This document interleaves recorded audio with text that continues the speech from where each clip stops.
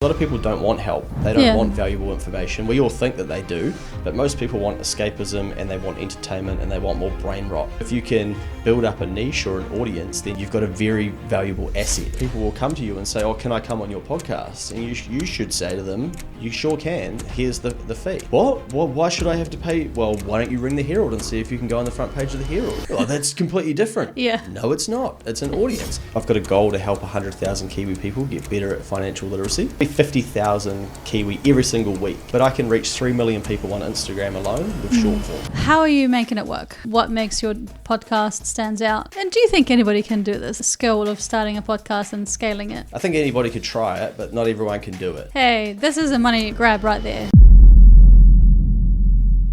This podcast has been running for 1 year and I can't believe it.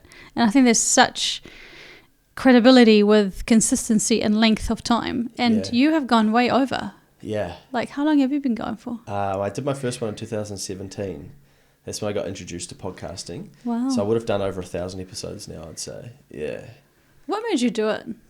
The first one was in the horse racing space, and a mate of mine had come back from the UK and he was like, we should just sit down and have a beer and talk about the races this weekend. And I'd sort of seen podcasting and knew what it was, and that's where I got introduced to it. But I guess I've always been fascinated by content and can kind of spot the waves that are coming. Yeah. And I could see, and I'm strategic and futuristic, so I normally live in the future and then get frustrated that things aren't happening now. So I'll talk about the economy as if it's like, this is what's happening now, and it's like, that's actually 18 months away. Yeah. Which actually gives me a great skill to then be able to get people ready. But also the downside is some people don't, they're like, what's he talking about? This isn't applicable, but it becomes applicable. So again, like with content, I can kind of see what the next things are if I've got my finger on the pulse. And I could see that podcasting was probably one of those spaces that was probably lagging in New Zealand, and that would eventually get there. That's interesting. What do you see what's happening now with the podcasting space? Did you expect it to look like how it's looking like right now, or? I thought we would have matured faster, but again, futuristic, strategic. We're still at the point where brands are still deciding, should I put more money into it? Not just for their own podcast, but they're now at this something's happening over there. We better. So the people who control the purse and the money, eventually they have to decide, where do we deploy? And I think they're finally realizing, they're starting to get pushback. Are we doing anything with podcasting? When people start asking them that, when they control the money, it's like, nah. Then someone's going to go, well, why not? So I think we're at that moment where over the next 18 months, we're probably going to see a flood of money starting to come in from brands and different people going, this is something. Because first, I guess you need the content creators, you need then the listeners.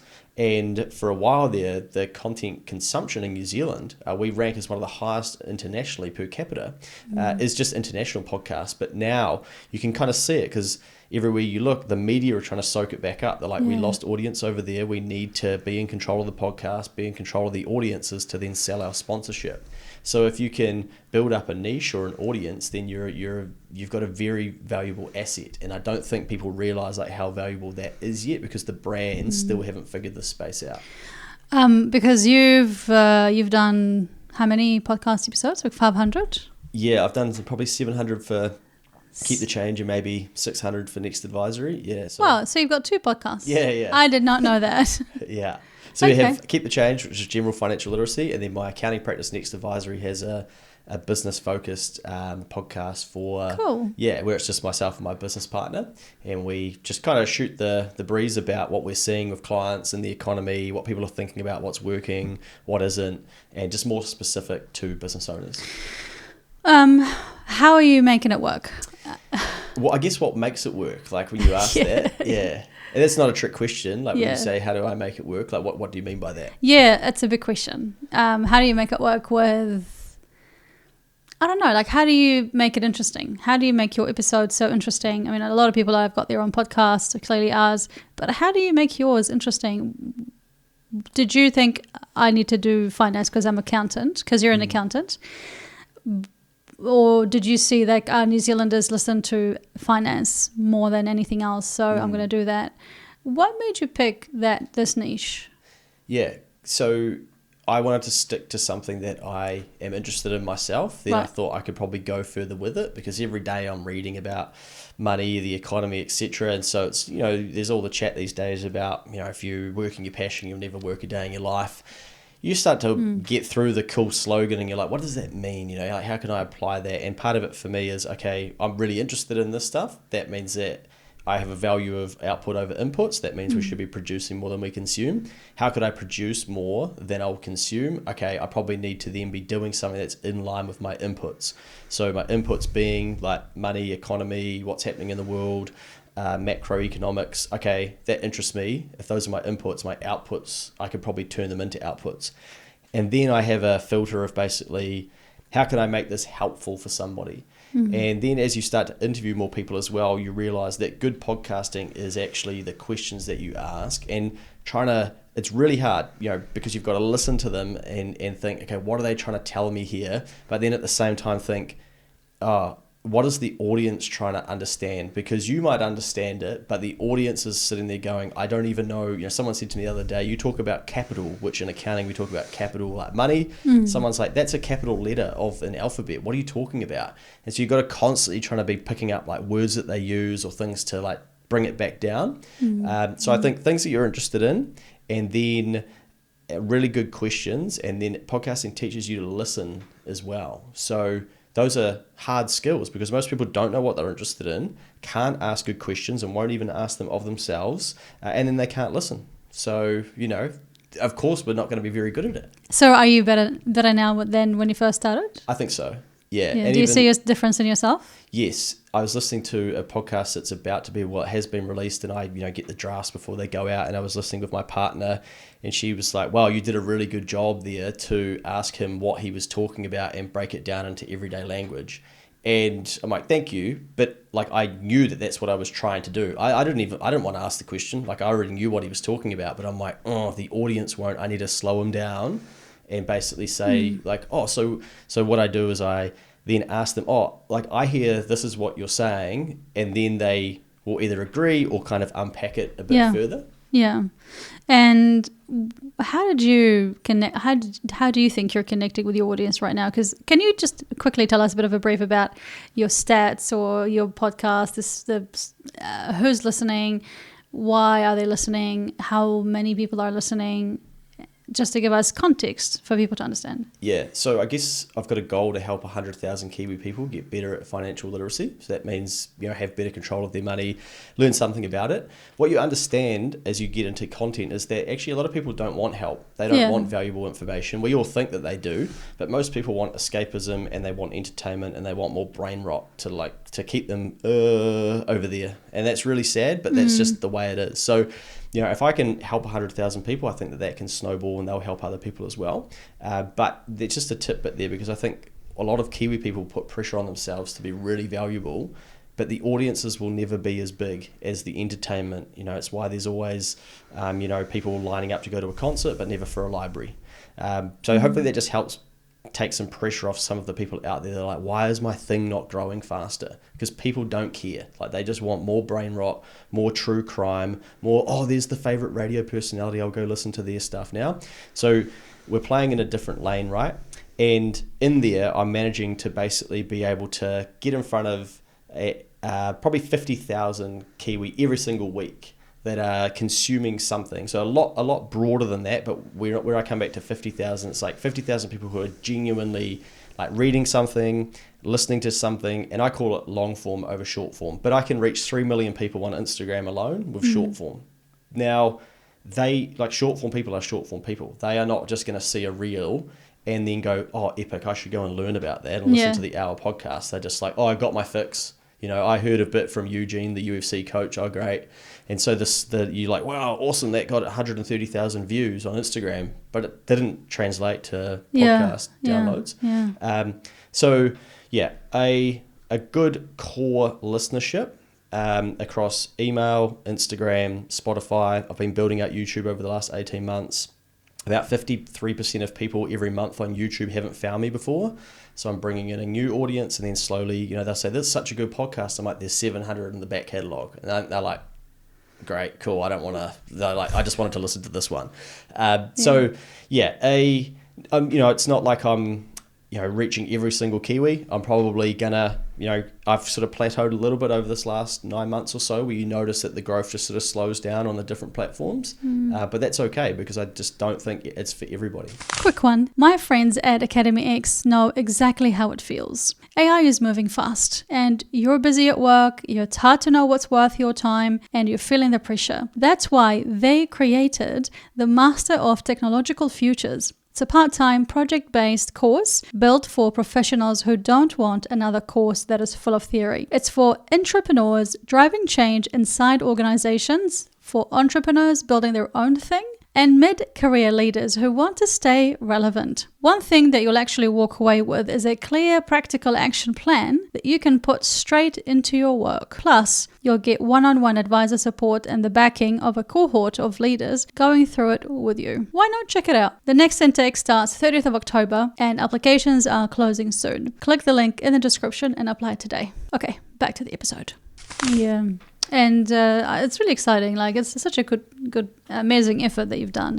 It's hard work because there's heaps that goes in the background.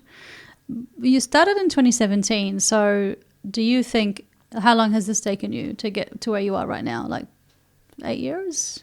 Yeah, well, the Keep the 7 Change, Keep the Change podcast specifically started in 2021. And again, to give the earlier answer context, I started writing to people in May 2020 as a written blog.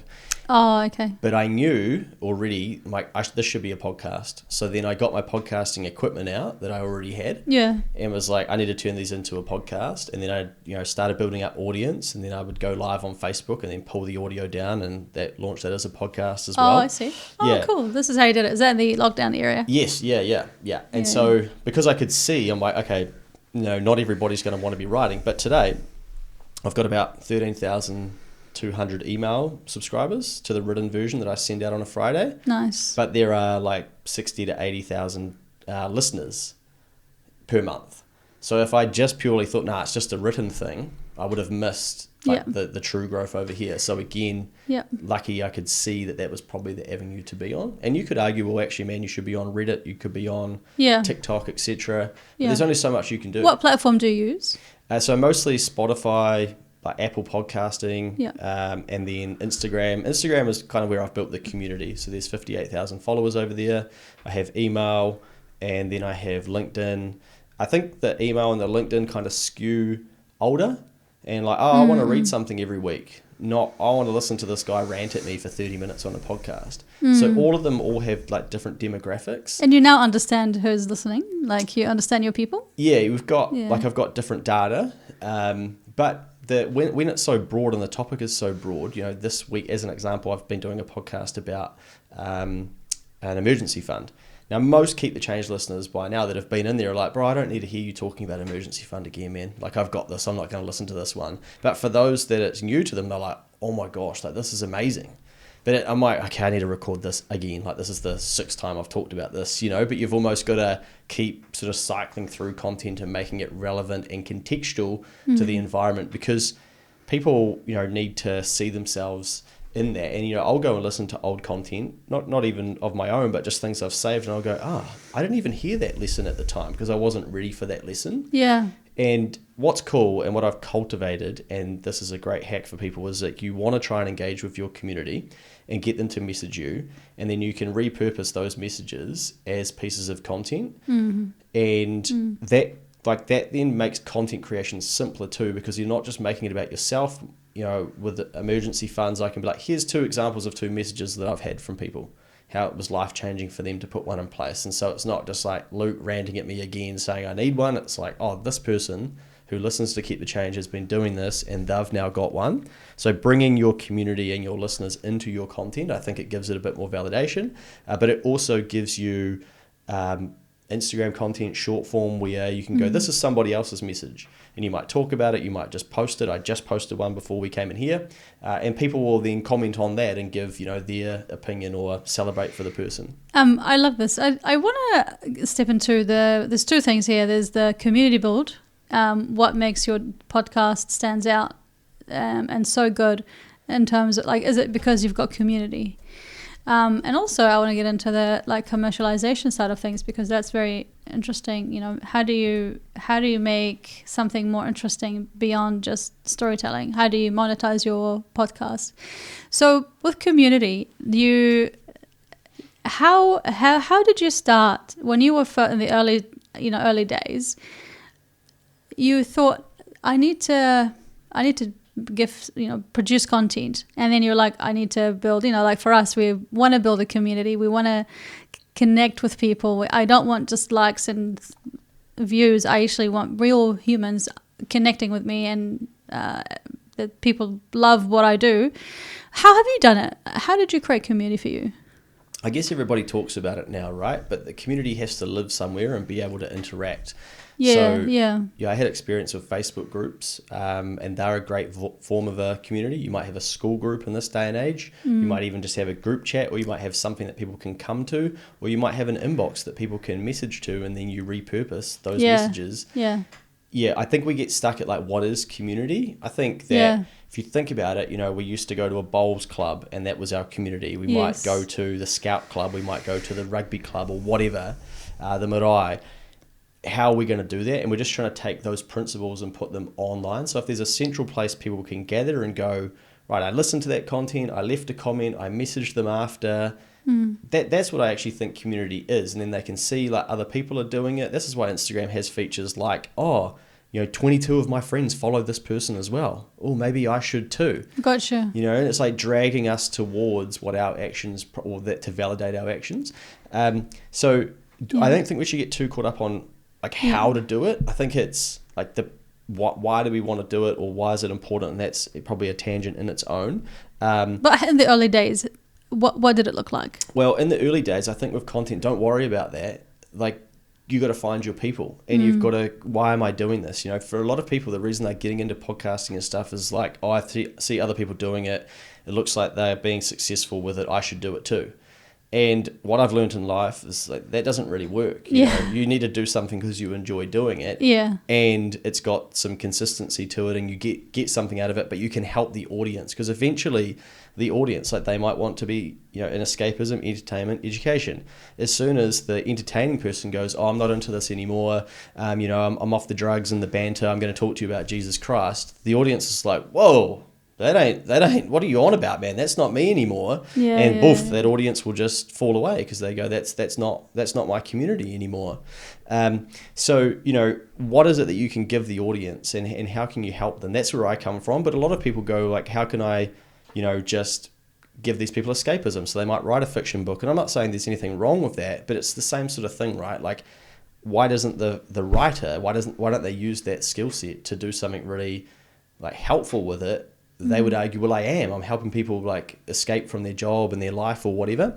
But you've got to figure out who you are and what you can deliver to an audience. And if they like that, like, it will just snowball. It takes time, but anything, takes time. Everyone starts with, I started an email list with 0, podcast was 0, LinkedIn was 0, Instagram account was 0. And all of those are different things, but you've got to put the content in front of people and learn that side of it, and then make it valuable for them to go, I want to stick around here and see what else is to come. And do you think anybody can do this? Like, do you think this skill of starting a podcast and scaling it, for someone who's listening thinking, I want to start a podcast and I want to make millions out of it, and I want to get sponsors and stuff, is this possible? Do you think anyone can do it? I think anybody could try it, but not everyone can do it. So what I say to people is, if you think you're going to start a podcast or want to, you've already got it. Get your phone and plug in your Apple headphones or whatever that you've somehow figured out how to afford, and go to your voice notes and record like 10 episodes that you're passionate about. Bang, you've got your first 10. See if you can actually do that. And then that might be a practice run, or you might actually dump them out. You don't need to get to cameras and all this stuff first. But what people need to understand is that, like, just because you do that doesn't mean a brand's going to come along and go, oh, well done, you did 20 episodes, here's $1 million. It's not really, it's like anything, the top 1% and the people that are doing it really well, they're the ones that are probably going to find it easier to monetize. But what we have to remind ourselves is, when we build an audience, it's an asset. So where it's different is that people don't understand podcasting, so people will come to you and say, oh, can I come on your podcast? And you should say to them, you sure can. Here's the fee. What? Well, why should I have to pay? Well, why don't you ring the Herald and see if you can go on the front page of the Herald? Oh, that's completely different. Yeah. No, it's not. It's an audience. All that the media companies do is they build the audiences, they take them to the brands and say, would you like to, advertise with these people? We're in this little weird space where people are going to podcast creators that have built these amazingly well-trusting audiences with all this goodwill in there, and people are like, can I come on there? Well, like, why not? Can you just have me on there and introduce me to your audience? And the things that I hear happening in the back of a podcast, like, because there's so much trust, you've got to be careful who you do have on. But these people, they don't realize like how valuable your asset is. So point being, if you can build that up, keep building the trust, at some stage you have to flip and go, I know that this is valuable. Which brand may think that this is valuable? And I have a new sponsor coming on soon. Cool. Yeah. And for me, I'm like, okay, how I roll in life is basically they should get more out of this than I do. That's how, like, every client who comes to Next Advisory, it's just a principle that I have. Yeah. How do you make sure that happens? Well, it's hard to get right every time, but once you get like good at something and you have data and results, you can sort of tell like, okay, if this person takes this seriously, whether it's some coaching from Next Advisory or listening to the Keep the Change podcast, like and they do as I say, then they should do well. If not, like, I'm underperforming and under-delivering and not doing this well enough, I need to get better. And so therefore I'll keep working with them, or I'll like refine my message and come at it from different angles. Or, they're just not going, like, they're not the right person for it, so don't get them to do it. So for a brand deal, what I look at is, what are they trying to do? What are they trying to achieve? What's success look like for them? So I ask them those questions. I'm like, what are you trying to achieve? And then if I can figure out what they're trying to achieve because I understand business, then I think, oh, okay, well, could I help them do that? And is there a good fit here? And if normally for me, it can't just be about the money. It's got to be actually about like then helping people that are involved with it as well. And what are they going to do with these skills or with the thing that's swapped? So if I'm teaching someone, okay, if this person's going to learn this stuff, but then like sell something that I don't agree with selling, then should I teach them it? Yeah. I might find somebody else. Yeah. Do I find this business boring? Yes. Okay, I probably won't coach them. I'll wait to coach somebody else. Yeah. With the brand deal, are they truly going to help my people? Do I get on with them well? Trust my gut a little bit? What's their history? What's their background? Yes. Okay, we can do some business here. Quick one. Mina here. Thank you for watching this episode. I appreciate you. Thank you for all your support. One thing that you can do for me is to please hit the subscribe button below. A lot of people who come and watch this podcast or listen to the podcast are not subscribers. And so we're trying to increase our subscriber base. We are wanting to hit 1,000 subscribers by the end of this year. I promise you that if you hit subscribe, I'm going to work hard to make sure that my episodes are really good, that will get better and better. So, do we have a deal? Okay, back to the episode. Do you find yourself in the early days reaching out to sponsors? Because, like, this is a business podcast, this is an entrepreneurship podcast. I think you're a businessman, you're an entrepreneur, but you're also an accountant. Running a podcast also involves an element of entrepreneurship because you want to add value to people and then they'll add value back to you by a form of viewers and sponsors. And at the early days, you would have had... Did you have people come up to you and say, we want to sponsor you? Or did you think that you had to go out to people and start that kind of commercial conversation rather? Yeah. Well, given I was doing it kind of early, and again, like, I'm normally ahead of what's happening, I would just accept it. Okay, I'm probably going to have to go out and do this. Yeah. And I'm not everybody's cup of tea as well. So like, even there are probably some brands that are like, we get it. Podcasting would be great, but not that guy. Did you have many conversations that ended up in rejection? Oh yeah, all the time. Yeah. Yeah. What was that like? Well, I've probably become a bit more immune to it, but also when I come from a place of I know that this would be really good for them, and they say no, I'm like, that's sweet. Yeah. I'm almost like, oh, that's a shame for you. Like, that's, you probably don't understand what I know. The problem with podcasting and stuff is that you got a lot of marketing agencies and people that like think that they know marketing and they're like, oh, here's another form of this thing, and they think they get it. They've never recorded a podcast, they've never built an audience themselves, and so they're sitting in the middle being like, oh, we think this is what we should do. And you're like, that ain't going to work. We shouldn't do that. And they're like, no, like this is what we're going to do. And like, oh, this is seriously, we should probably do it this way. It'll work better. But they have to know better because that's their job and that's their identity. So there's a lot of that going on as well. But yeah, I still get plenty of rejection. I probably struggle more with rejecting people. People come to me and they want me to solve their problem, grow their business, help them, market their thing, test their idea, emails every day. There was like 3 within 24 hours the other day, and I'm having to go back being like, no, I can't give you my time. Yeah. And I feel so bad. I'm like, man, I had to go through this graft at one stage as well. Yeah. But like part of why I do things at scale, like the podcast, is to try and help a lot of people so that they can get the info and go, okay, I'm on my journey. Not, like, okay, I'll have 100 of the same conversation with somebody. Well, what if I have the one conversation once and then it can go out 100 times? So as an example, I did a series of podcasts for people: when to quit your 9 to 5, how to quit your 9 to 5, and then now that you've quit your 9 to 5. Mm-hmm. So now when people ask me about that, I'm like, have you listened to these 3 podcasts? No, I haven't. Okay, well, until you do, like, I can't help you. So you can almost use podcasting to help people in that way. But it's almost like before they work with you, they will watch your content to get up to speed with where they are right now, and then they'll talk to you. Because with Next Advisory, are you advising people with financial accounting, or are you advising the people to grow their business with both. Holistically? Yeah, both. And that's the cool thing is that like a lot of the people, once they get in touch, are like, hey, I've been watching for 18 months, and they've got a feel for our style. They'll know that it'll be like no BS, like we're getting on with it here, and there's accountability. And I had a call this morning with a potential client, and they basically said the same thing. They're like, we've been watching your videos and we feel like we know you better than our accountant. And that's, I think, the piece that people doing podcasts need to understand is like, you don't understand the trust that you're building with people and then how much easier the sale is until they're ready. And we want it to be when, we want to make some more money or get a new client. And what I've learned over years and years and coming up a decade now in business is like, when you want something from the market, normally the market's like, But when you don't need something from the market's normally like, hey, I'm here. And you're like, oh, okay, this is either epic or, oh, I don't even have the time or capacity. But, it takes people. We did 6 months of Next Advisory podcast before we got our first email from someone being like, hey, I listened to your guys' podcast to have for the last little while. Can I move my accounting over?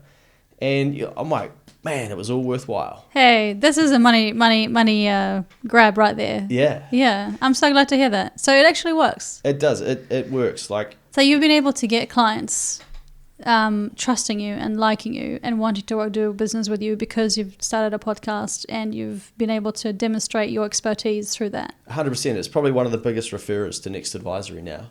It's people that go through the content and the process. We have people who spend 23 grand with us doing business planning over 12 months, 10 grand a year on accounting fees, 7 grand a 90-day period doing business planning, all sorts, like buying a business, due diligence, 10 grand, all sorts of different examples and fees.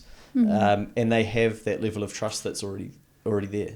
What would be your tip for podcasts who want to get into that sponsorship? What should they be doing to be able to get in front of the right audience, in front of the right sponsors? I don't know, whatever you can tell me in a quick nutshell. That'd be good. So if you're a podcaster, then you want to be thinking about who is my audience. So then what data can you collect on them? Because that's the first thing a potential sponsor is going to ask. Like, who are these people? How many? How can I trust you? So can you collect that data, get some screenshots, build it up, talk about demographics? Potential sponsor, then start thinking, and maybe even use ChatGPT, like, hey, I've got this podcast of X amount of listeners, and there's the demographics, and this is what we talk about. Give me 20 potential New Zealand podcast sponsors. And that's just you brainstorming, and it's basically like, okay, what would this audience resonate with? And then think from there, okay, which of these brands, like, how do their businesses operate? What would they want to get out of it? I've got a KiwiSaver provider as an example, and they've got financial advisors that can speak to my listeners and actually help them and make sure that they are in the right KiwiSaver fund. I can't do that, but they can. So I know that lifetime value of a customer for a KiwiSaver provider or an insurance advisor or a mortgage advisor, etc., is quite high. So that's a great type of potential sponsor to speak to, because you can help them make their money back. With advertising and marketing, a lot of it is that people want to know, if I spend this much, how much am I going to get back? We can never quantify that, and nobody can except the big giants that are like, if you spend $3 on this Facebook ad, you might end up with this, etc., coming out of your Shopify sale down the end. And so we get stuck in this, like, we need to know. But a lot of the times it's like, okay, if I go on a podcast, then you might, well, if you invite the sponsor onto the podcast to have a conversation, see what the feedback's like and see what they experience. And a lot of the times I've had an insurance advisor on the podcast before, and he was like, man, people get in touch with me at 3 a.m. They might be traveling and listening, and like, I've got to drop them a line. Gosh. And he's like, it's months after, there's just this wave and the little trickle of things. And so when you want to collect those stories and say to the sponsor, like, here's what I've seen happen. If we do this and do this well, then you can partner with me. And as long as you're getting value from it, then, hey, like, you're winning, I'm winning, and then you decide what to reinvest that sponsorship back into. How do you even negotiate money? Like, this is how much you're going to pay me for the podcast, or this is how much you're going to invest. Like, I found it to be such an interesting space. There's no regulation. There's no rule. Like, how much is a banana? We know that. Yeah. But how much is a episode on the podcast? We don't know how much that is. And it's a new space, right? But realistically, if we zoom out, like, most marketing is like this. It used to cost me $5 to get a lead on Meta. Now it costs me sometimes $50. And I'm like, what? Why is it 10 times more? I'm like, to find a business owner. I'm like, this is ridiculous. Wow. And they'll be like, oh, well, more people are marketing to them, so you've got to pay more. I'm like, okay, that's economics. That makes sense. So it's like, don't get too caught there. I always think a deal happens if both parties are going to get something good out of it. We probably risk that we undercharge, but you almost have to go through that to start with, because the brands, again, like, they're not going to understand it. But the piece there is, okay, who's the potential listener and who are you partnering them with? Say it's a fast food joint. Well, okay, we might send 20 people to go to the fast food joint. What's the average value of that, sale going to be? Maybe then we could validate what we charge them. So I would suggest look for brands that solve a big problem, that have got a highly profitable product or service, and it's easier to do business with them because they're going to recoup their marketing spend with whatever it is faster.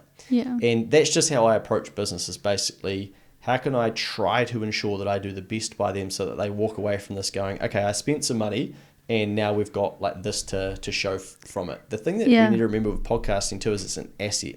So the video lasts even after it goes out, that first 48 hours. It can always be resent out. It can be on their website. It can be cut down. It might be like, oh, in 2 years' time, let's get that back out. Let's put some short form on Instagram, on TikTok now that we've got that going. It could live on a website for validation. Oh, I've been on that podcast. We forget that all of those things are highly valuable. I absolutely agree. And I'm so glad that we have this chat. I don't think I've ever had this chat on the podcast before. So this is quite a nice, different conversation, but it's still very useful for people, actually for businesses who are wanting to start their podcast and build their business that way, or even podcasters wanting to be really good at it. So well, could I just interrupt there? Sorry. Please do. Yeah, please. But I would say to business owners listening to this, you're missing an opportunity. Go to different podcasts and say, hey, can I give you $1,000 to come on your podcast? And the podcast is going to go, $1,000? No one's offered me $1,000. Like, sweet. If nothing comes of it, you spend $1,000. It's tax deductible. Probably saved yourself some tax anyway. And like, you learned something. You got better at telling your story. Yeah. Go and spend some money. I say to mortgage advisors and insurance advisors all the time, like, guys, you can make $4,000 from a commission. Go and invest, like $4,000 into 4 different podcasts and offer to pay.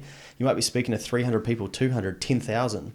But you're going to make it back from like one deal. That's right. So what are we doing? But people were like, oh, but I think we're stuck in this, I should get it for free. Yeah. But like, if you're going to offer to pay some money, I think, there's niche little podcasts out there that the content creators would be like, man, I'd love $1,000. Absolutely.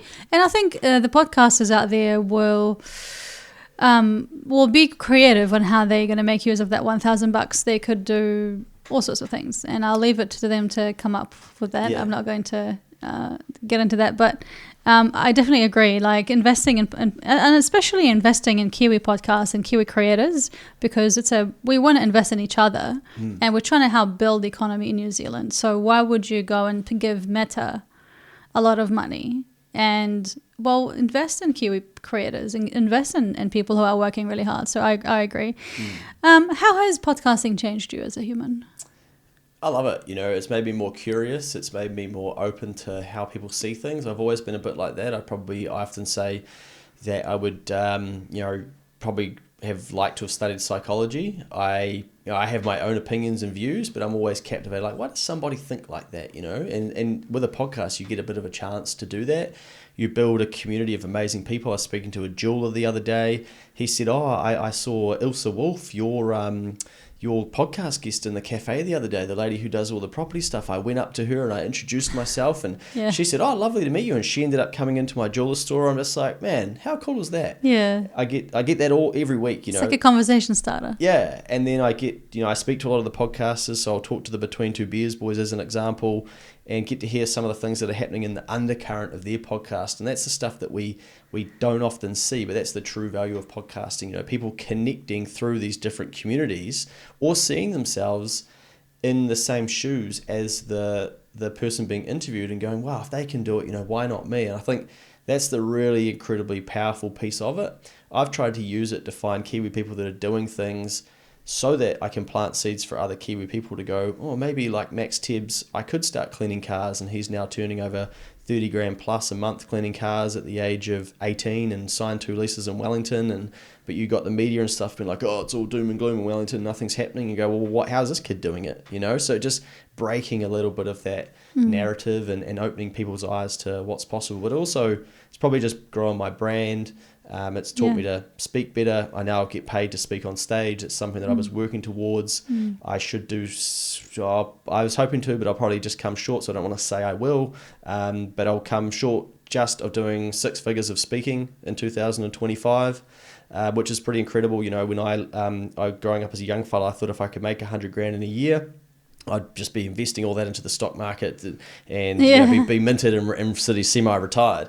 But now, I can, potentially make 100 grand this year or close to from speaking. And you think, it just blows your paradigm of what's actually possible. Isn't it? It opens up so many doors, isn't it? Podcasting. Where have you been enjoying speaking the most? I've been enjoying speaking to business owners that haven't come across me before, and going through a little bit of what we're seeing out there, business planning, giving them a bit of a kick up the ass, and setting the scene of the economy and saying, here's what I can see coming, here's what I saw coming early on a little. And I guess I'm like a high energy guy most of the time, and for a lot of people, they're like, whoa, who's this guy? And so then they might end up going deeper into the podcast content. They grab onto something. I'll get a parent come up to me and say, I've got to give my son or daughter your podcast and get them into it. And I think, cool, what does that lead to in 2 to 3 years? So that's been really fun. I just come back from speaking on the Gold Coast at a conference over 2 days. Pretty amazing. I probably went to the Gold Coast once in my upbringing. And I even know that that's probably, not that everybody has done that, but it was like the place that Kiwi people would go to. We couldn't necessarily afford to do that. And I'm like, man, I'm getting paid to, speak at these things. And so, just very blessed and, fulfilled life. Yeah, and none of that would have been possible without the power of being out there and speaking and presenting, and just goes to show what people are missing out on if they're not putting themselves out there and investing themselves and being good communicators. I think this is why, like, the more you can communicate better, the more that you can influence, sell, be trusted, impact, and leave a good legacy. Yeah, and help people. It's always, for me, I'm like, how can I help people? Well, I can't help people sitting at my desk at Next Advisory making even more money and doing nothing. Like, just helping business owners. I'm like, I can go wider than this. I've got the skill set. Why not? Yeah, totally. Thank you so much, Luke. This has been a fast and speedy episode about podcasting with you. Hopefully I'll see you back and we will chat some more about other things. So stay tuned, but thanks for coming. Yeah, thanks for having me.